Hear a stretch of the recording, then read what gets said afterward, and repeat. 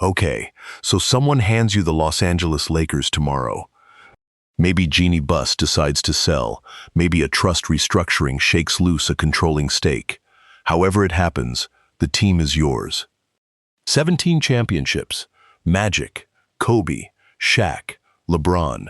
The most iconic basketball franchise ever assembled. Forbes values the franchise at $7.1 billion, the second most valuable basketball team on the planet. They draw more national television viewers than any other team in the league, year after year. So, can you actually afford to run this thing? The honest answer is maybe, depending on decisions that have cost NBA owners hundreds of millions of dollars in a single season.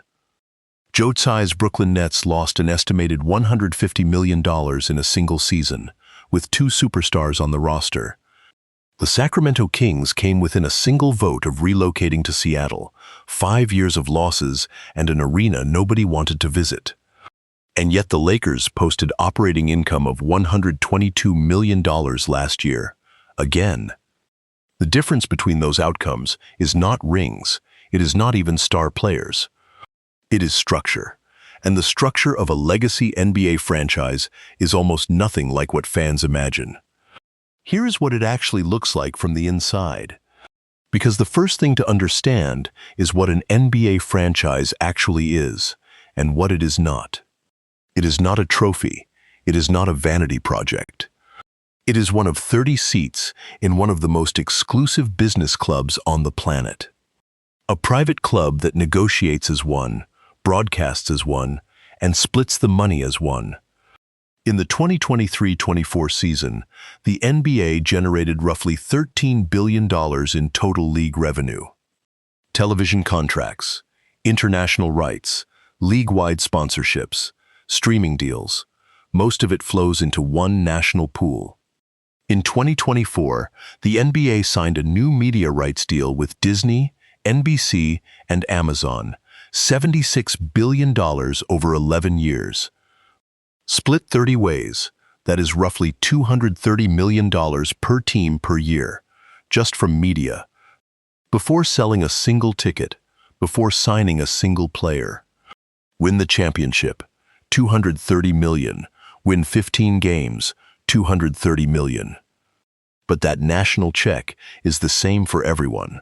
What separates the Lakers from the Grizzlies is the second number, local revenue. Tickets, premium suites, local sponsorships, merchandise, everything you keep for yourself. A small market franchise in a bad year pulls in around $60 million of local money. A well-run mid-market team, around 150. The Lakers generate roughly $340 million in local revenue every single year. Total franchise revenue, $579 million, per Forbes, the highest in the NBA.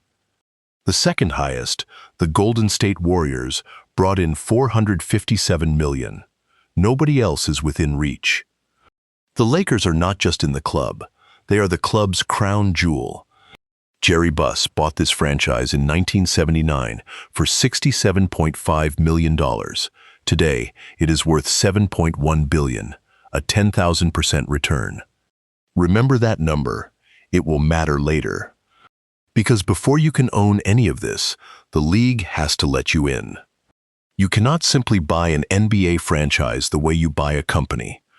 The NBA's Board of Governors must approve every ownership transfer. 3/4 of the owners must vote yes. 23 of the 30 owners must approve you, personally. They will examine your net worth, your liquidity, your business history, your public reputation, every skeleton in every closet. The NBA requires a single controlling owner, one human being who makes the decisions and takes the heat.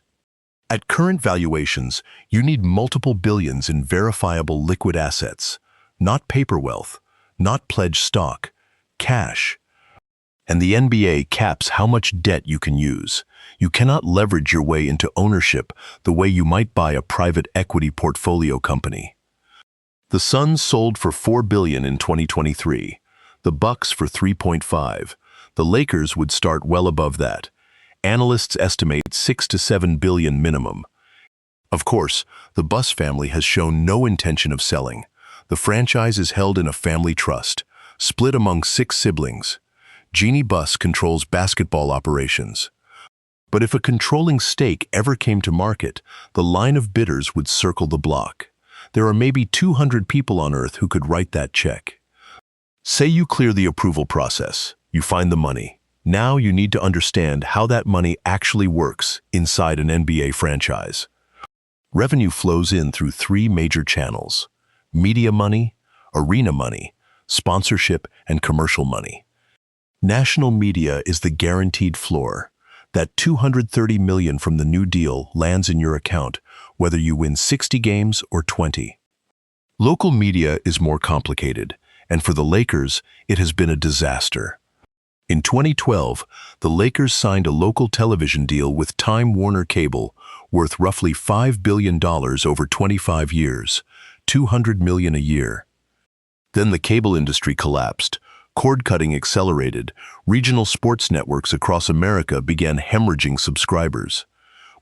Diamond Sports, which operated Bally Sports networks, filed for Chapter 11 bankruptcy in 2023. 19 teams lost their regional broadcast partner overnight. The Lakers survived because their deal was with Charter, not Diamond. But Charter's subscriber losses made the economics increasingly painful for both sides.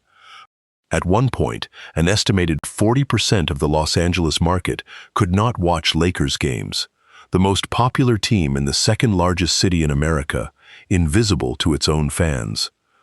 The future is streaming, probably.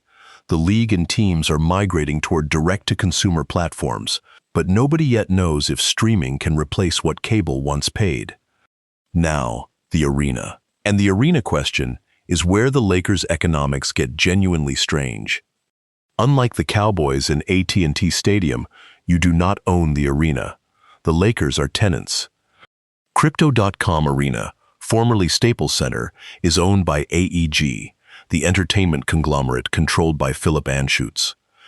You get 41 regular season home games. Crypto.com Arena hosts over 250 events a year. You are sharing the building with the Clippers, the Kings, the Sparks, and every concert promoter in America. That means revenue splits, suite revenue, concession cuts, parking. You negotiate for your share, but you are always negotiating with the landlord. Steve Ballmer just solved this problem. He spent $2 billion building the Intuit Dome for the Clippers, his own arena, his own suites, his own naming rights. $2 billion, and that is what it costs now. Every new arena in America costs more than the last. Crypto.com paid $700 million over 20 years for the naming rights to the Lakers arena. That money goes to AEG, not to you. Hundreds of millions of dollars flowing through the building you play in, and you cannot touch most of it. Do you build your own arena? At today's prices, that is $3 billion minimum, plus land, plus permits, plus years of construction. In Los Angeles, where building anything is a war. Here is the trade-off. Tenants keep costs low, but leave money on the table. Owners capture everything but carry billions in debt. The Lakers have been tenants since 1999. It has worked, so far. Now the grind. Because everything we have talked about so far is income. Here is where it goes. The biggest single expense in an NBA franchise is player salaries, by far. The NBA salary cap for the 2024-25 season is $141 million. That is the soft ceiling on what you can spend on your roster. Soft, not hard. That distinction will cost you hundreds of millions of dollars. The NBA has more salary cap exceptions than any other major league. Bird rights, the mid-level exception, the biannual exception. Each one lets you spend over the cap to keep or add players. LeBron James earned $51.4 million in the 2024-25 season. One player, 1/3 of the entire salary cap. The Lakers' total payroll regularly exceeds $190 million. 30 to 50 million over the salary cap. Then There is the coaching staff. A top NBA head coach earns $8 to $12 million a year. Add 6 to 10 assistants, analytics staff, player development coaches, 20 million or more just for the bench. 82 regular season games across 30 cities, charter flights, 5-star hotels, per diems, $15 million a year just to move the team around the country. Sports science and medical staff, team physicians, physical therapists, nutritionists, massage therapists, sleep consultants, $10 million a year to keep 15 bodies healthy. The Lakers opened a new training and headquarters facility in El Segundo. Cost, roughly $80 million, state-of-the-art, and already aging. The front office employs over 300 people, scouts, analysts, marketing, legal, finance, community relations, digital media, each one on a competitive Los Angeles salary. Add it all up, player salaries, coaches, travel, medical, arena costs, front office, scouting, G League operations, total operating costs, north of $450 million a year. But we have not talked about the real killer yet, the luxury tax. The luxury tax threshold for 2024-25 is $171 million. Every dollar of payroll above that line triggers a penalty. And it is not a flat rate. It is progressive. The first $5 million over costs you $1.50 per dollar. The next 5, $1.75, then $2.50, then $3.25. And if you have been over the tax line in 3 of the last 4 years, which the Lakers almost always are, you are a repeat offender. The rates jump by $1 per tier. In a typical season, the Lakers pay between $40 and $80 million in luxury tax alone, on top of the salaries, on top of everything else. The Golden State Warriors paid $170 million in luxury tax in a single season, 2022-23. That is not a typo. The 2023 collective bargaining agreement added a second apron. Cross it, and you lose access to most roster-building tools. No sign-in trades, no taking back more salary in trades. The new rules punish spending harder than ever. Here is the choice that keeps NBA owners awake at 3 in the morning. Pay the tax and compete, or cut payroll and save money. You almost never get to do both. And here is the trap. Your biggest costs are fixed, but your biggest revenue number, the national media deal, is set by the league. You have absolutely no influence over it. The salary cap doubled in 10 years, from $70 million in 2015 to $141 million in 2025. Your costs track the cap. Your local revenue does not always keep up. And when your $50 million star tears an Achilles tendon, the salary does not pause. NBA contracts are fully guaranteed. Every dollar, every year, injured or not. Sign a player to a 5-year supermax in his prime. By year 4, he may be a shell.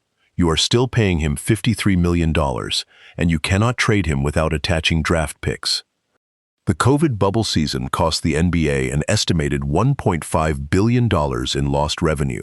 Teams played in empty arenas. Local revenue vanished overnight. The Lakers lost an estimated $70 million. Under the CBA, players receive approximately 50% of all basketball-related income. Half of every dollar the league makes goes directly to payroll, before you pay a single coach, before you turn on the lights.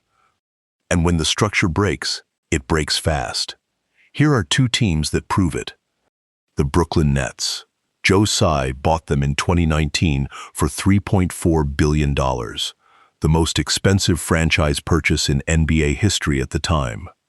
He assembled Kevin Durant, James Harden, and Kyrie Irving, 3 superstars, combined salary over $115 million. The team imploded.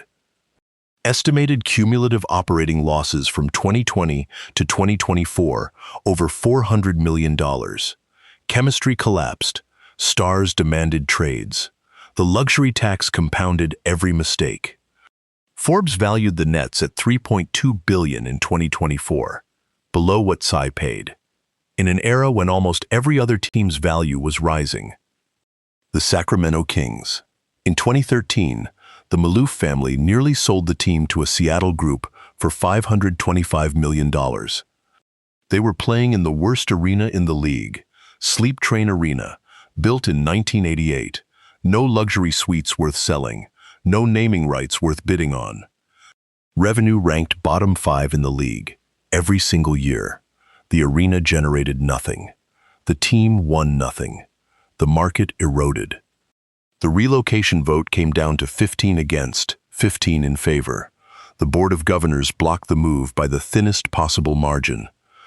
Vivek Ranadive bought the team for $534 million and spent $557 million on a new arena. Golden One Center. It saved the franchise.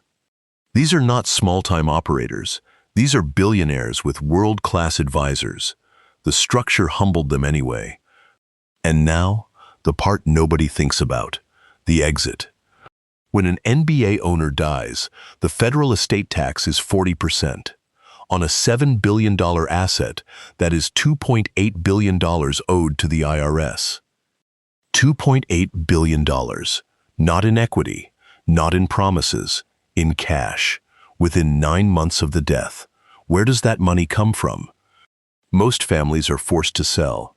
The Buss family does not have $2.8 billion in liquid assets outside the team. Very few families do. Irrevocable trusts, dynasty trusts, and grantor-retained annuity trusts can defer the tax, but they cannot eliminate it. The bill always comes due. The Denver Broncos sold after Pat Bolin's death. The Washington Commanders, after Dan Snyder's scandals, forced an exit. The Suns, after Robert Sarver's ouster. Ownership transitions are rarely graceful. The Lakers are split among 6 Buss siblings. Jeannie controls basketball decisions, but Jim, Johnny, Joey, Janie, and Jesse all hold stakes. Alignment is not guaranteed. It rarely is in family trusts. In 2016, Jim and Johnny Buss attempted to oust Jeannie from control. The dispute went to court. Jeannie won, but the fight exposed the fragility of family governance. So, after all of that, the costs, the tax, the politics, the exits, is there a scenario where this works? Yes, and the Lakers might be the single best argument in professional sports. $579 million in revenue, the highest of any NBA franchise, in a league where every team's media floor just tripled. Operating income, $122 million, third highest in the NBA, behind only the Warriors and the Knicks. The Lakers have over 300 million followers across social media platforms, the most of any NBA team, more than most professional sports leagues. The jersey patch sponsorship deal with Bibigo, the Korean food brand, is worth over $100 million, one of the richest in the league. The arena sells out virtually every game. Secondary market ticket prices average over $300, in a league where some teams struggle to fill 60% of seats. Lakers games draw the highest average television ratings of any NBA team. Networks pay premiums to broadcast them. Advertisers pay premiums to appear during them. Los Angeles is the second largest media market in the United States, 13 million people. The sponsorship, merchandise, and ticket base is almost limitless. And the new $76 billion media deal has not even kicked in yet. It starts in 2025-26. Every team's media floor is about to triple overnight. Projected Lakers revenue under the new deal, over $700 million a year, before inflation adjustments, before new sponsorship categories. Multiple analysts project the Lakers could be valued at $10 billion by 2030, a 40% appreciation in 5 years, on an asset that already generates 9 figures of annual profit. But here is the sensitivity test. Take that same franchise, turn the dials. The new media deal banks on streaming growth. What if streaming subscribers plateau? What if Amazon decides basketball is not worth the premium? The next negotiation window is 2036. A bad deal locks in for a decade. The luxury tax rates have increased in every CBA since 2005. The second apron was added in 2023. A third could follow. Each escalation makes fielding a contender exponentially more expensive. Your $50 million franchise player suffers a career-altering injury. The contract runs 3 more years. You are paying $150 million for a player who cannot play, and the luxury tax multiplies every dollar. Media underperforms by 15%. The tax bill doubles. Your star misses 40 games. $122 million in profit becomes a $50 million loss. Same franchise, same city, same brand. Same arena, same fans, same 17 banners. The margin between fortune and catastrophe is 3 variables you do not fully control. So what separates the franchises that print money from the ones that bleed it? Market size. Los Angeles is not Memphis. 13 million people generate a sponsorship and ticket base that small markets cannot replicate. Media leverage. The Lakers command premium broadcast slots because networks know the audience follows the brand, not just the record. Tax discipline. Knowing when to pay the tax for a championship window and when to duck under the apron to reload. The difference between the Warriors' dynasty tax bills and the Nets' wasted ones is timing. Brand equity. Free agents want to play for the Lakers. Sponsors want to be associated with the Lakers. That gravitational pull is worth hundreds of millions in advantages no spreadsheet can fully capture. In the end, it reduces to one equation: revenue minus payroll minus tax minus operations equals margin. Every decision you make as an owner moves one of those 4 numbers. The Lakers have all 4 variables working in their favor: the biggest market, the richest media profile, a manageable tax posture, and a brand that transcends basketball. So, someone hands you the Los Angeles Lakers tomorrow. 17 championships, $579 million in revenue, $7.1 billion in value, a brand that is bigger than any single player who has ever worn the jersey. Can you afford it? The honest answer is still maybe, but the real question was never the price tag. It was whether you understand the machine well enough to keep it running. Earn more than you spend, and never stop earning. That is the economics of owning the Los Angeles Lakers.